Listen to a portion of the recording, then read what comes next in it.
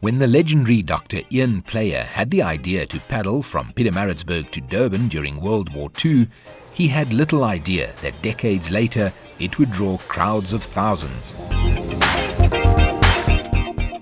Player's first 7-day pioneering expedition in 1950, with 8 starters and 1 finisher, Player himself, has become an iconic international event, attracting over 2,000 starters in an epic 3-day race. The Dusi Canoe Marathon is the epicenter of canoeing events in South Africa. It's a grueling 120-kilometer race down the Msunduzi River. It attracts a massive media and public following, far greater than any other canoeing or river-related event in South Africa. And because we live in a water-scarce environment, the event has become much more than a sports spectacle. It's intensified the focus on water security and the preservation of this precious resource. As a result, the event has been a catalyst for extensive projects that deal with issues related directly and indirectly to the river. Whilst many of these projects are not funded directly by the Dusi Canoe Marathon Committee, there are numerous organizations and individuals that use the Dusi as a platform. An example is DUCT, the Dusi Umgeni Conservation Trust, established and headed up by paddlers themselves to assist with conservation along the Dusi Canoe Marathon route. DUCT undertakes various river cleaning projects year-round, dealing with alien weed and refuse control. These booms, which are stretched across the river, trap rubbish. DUCT also clears tree blockages, repairs erosion along the paths made by cattle and local people.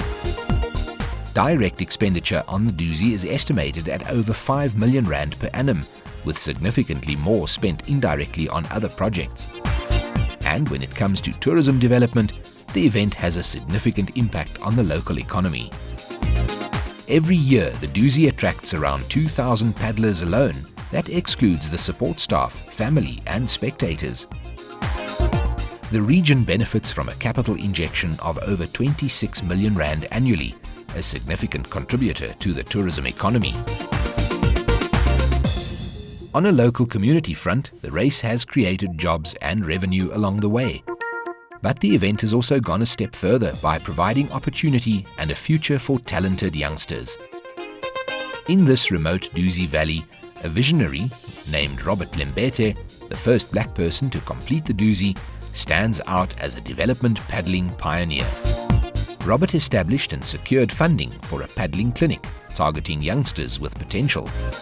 He tells of how he spotted a gangly 16-year-old walking along a dusty road carrying soccer boots.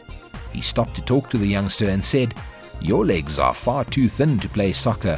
Why don't you try paddling?" That teenager was Loveday Zondi, one of the iconic Dusi paddlers and the first black paddler to break into the top 20 of the event.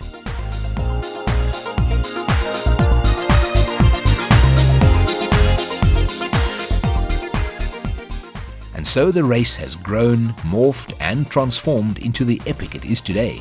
It's improved water management in the valley it passes through and enriched the lives of those living there.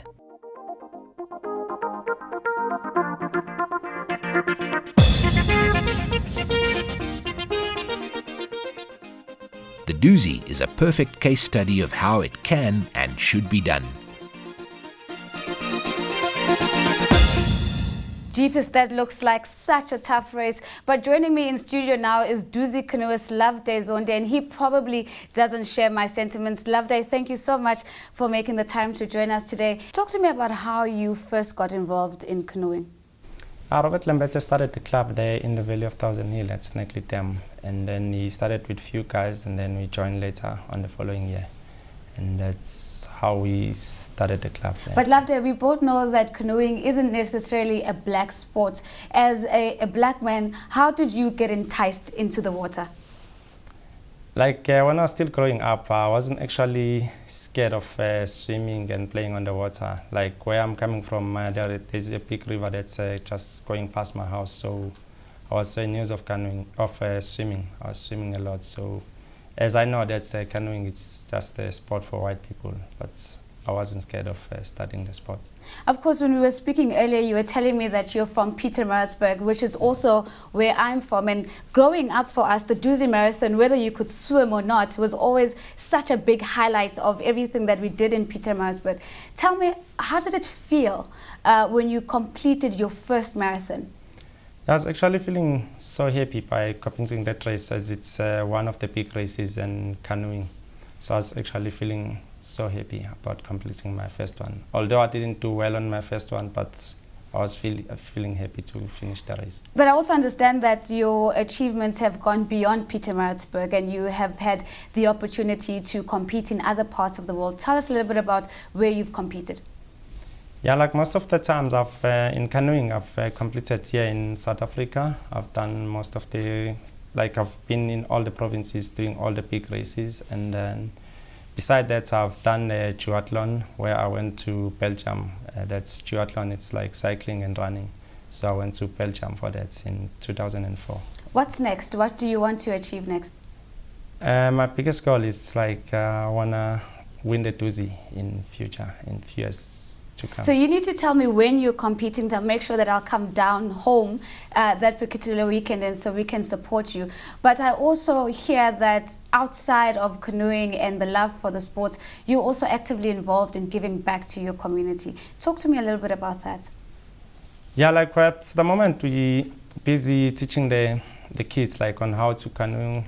Actually at the moment we're busy with the Soweto guys. We're teaching them on how to canoe, teaching them on how to play on big water, as we know how to do it now. So we just giving back to the community, helping them and